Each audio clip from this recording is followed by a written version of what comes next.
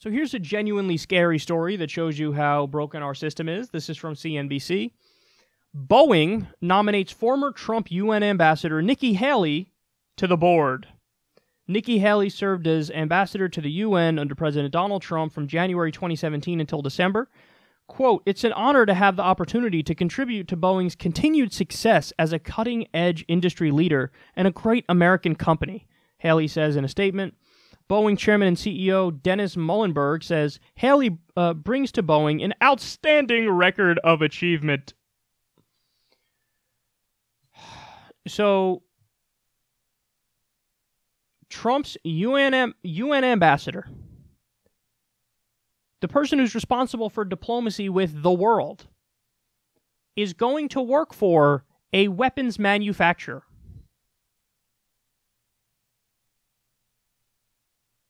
Call me a radical, not sure that should be allowed. This is like when politicians vote on Wall Street issues, like, I support deregulation of Wall Street. And then they go and they work for fucking Goldman Sachs, or they go and work for some hedge fund, and they get paid, bitch. That's what this reminds me of. So, me? I am not being corrupt and voting in a way that's going to get me paid when I leave here. I'm not doing that at all. Anyway, let's deregulate all the Wall Street banks in sight. And, okay, now I'm stepping down, and all you need to bid for me. Somebody pay me $2 million a year to sit on my ass.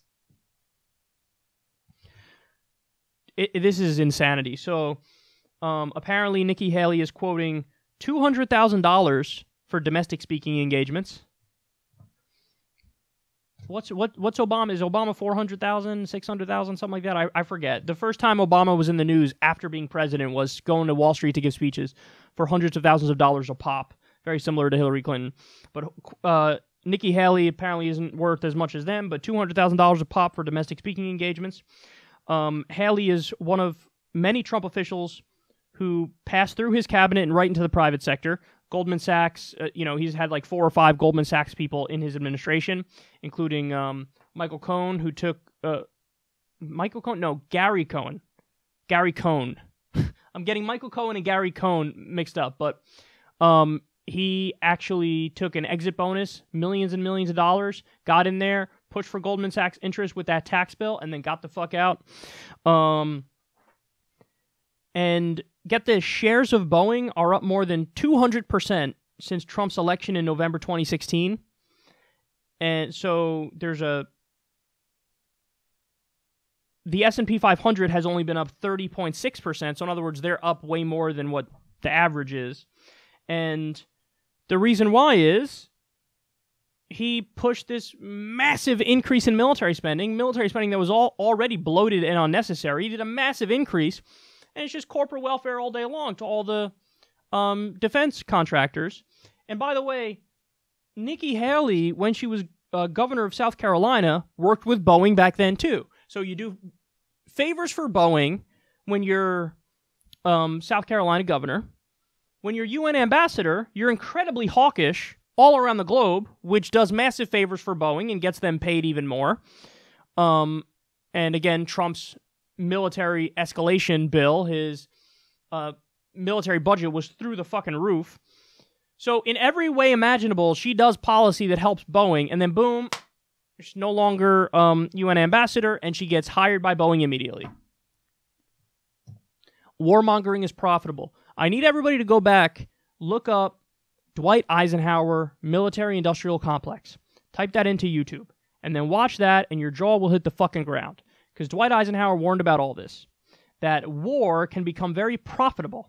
And when war becomes profitable, you're going to have nefarious people pushing to continue war around the world because they will continue to get rich off of war. Smedley Butler, War is a Racket. Check that out as well. But definitely go to YouTube, type in Dwight Eisenhower military-industrial complex. Watch that, and your jaw will hit the ground because he's warning about all this. He's warning about everything that's happening right now. So, and by the way, stop and think about it. We say we're the world police and we care about human rights. We arm 73% of the world's dictatorships. We arm rebel groups like in Yemen, like in Syria. We arm Saudi Arabia. We arm Israel. Human rights violating regimes like crazy. if you really wanted to cut back on the violence around the world, just stop arming nefarious actors. And immediately you'd see a giant cut overnight. But we don't do that. Why don't we do that?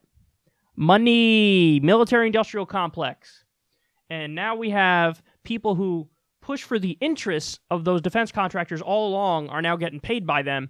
I genuinely don't know how these people sleep at night. I don't. I really don't know. I don't know.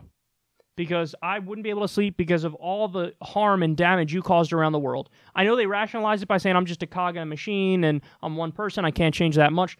But at first, do no harm, right? Like the doctor's saying. And if you're Nikki Haley, look at how much harm you're doing. So this is disgusting. It's shameful. It shouldn't even be allowed. Shouldn't be allowed. This revolving door of power and influence, I mean, it perpetuates everything that's happening in our country that's wrong and bad and terrible.